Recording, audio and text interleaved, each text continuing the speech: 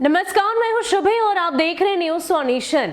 बिहार में कोरोना संक्रमण बेलगाम और बेकाबू हो चुका है। लगातार संक्रमण की संख्या में इजाफा ही होता दिखाई दे रहा है। इन सब के बीच एक और जो ध्यान देने वाली बात सामने आई है वो ये है कि अब रिकवरी रेट में भी कमी आई है। जी हां, एक तरफ जहां देश भर में इस बात की चर्चा हो रही थी कि बिहार में रिकवरी रेट काफी अच्छी है, 97% तक लोग रिकवर हो जा रहे हैं, वहीं अब दूसरी तरफ इसमें भी कमी दिखाई दे रही है। जाहिर सी बात है ये कोरोना की दूसरी लहर बेहद ही खतरनाक साबित हो रही है, क्योंकि इसका दायरा लगातार बढ़ता ही जा रहा है। अब ऐसे में हम आपको आंकड़ों से स्पष्ट कराएंगे कि कैसे बिहार में कोरोना संक्रमण बेकाबू होता जा रहा है।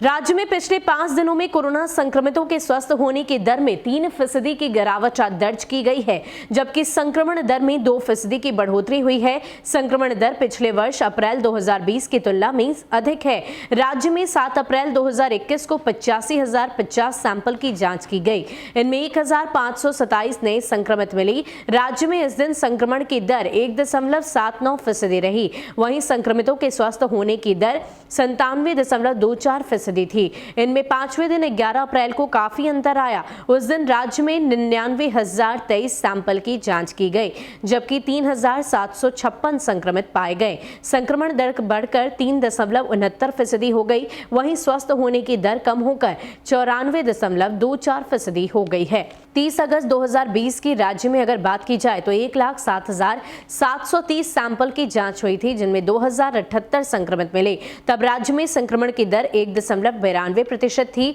जो वर्तमान की संक्रमण दर से तुलनात्मक रूप से कम है। गौर हो कि राज्य में पिछले वर्ष 12 अप्रैल तक मात्र 60 संक्रमितों की पहचान हुई थी। इसके अलावा बिहार की बात करें तो एक अच्छी बात यह है कि आज बिहार को 5 लाख टीके की डोज भी दी जाएगी, जिसका कई दिनों से बिहार में इंतजार था। साथ ही साथ बता दें कि कोरोना को लेकर पटना एम्स के कोविड वार्ड में बेड भी बढ़ाए जाएंगे। साथ साथ अगर संक्रमण और स्वस्थ होने की दर को देखें तो 7 अप्रैल की बात की जाए तो 1.79% संक्रमण था और स्वस्थ होने की दर 97.24 थी। वहीं 11 अप्रैल की बात करें तो 3.79% की रफ्तार से संक्रमण बढ़ा है और 94.24 लोग स्वस्थ होकर घर को लौटे हैं। यानी कि पिछले 5 दिनों में कोरोना संक्रमण की रफ्तार की बात करें, उनके आंकड़ों की बात करें तो लगातार उनमें इजाफा देखने को ही मिल रहा है और उनकी रफ्तार में करीब 2% तक की वृद्धि ही दर्ज की गई है।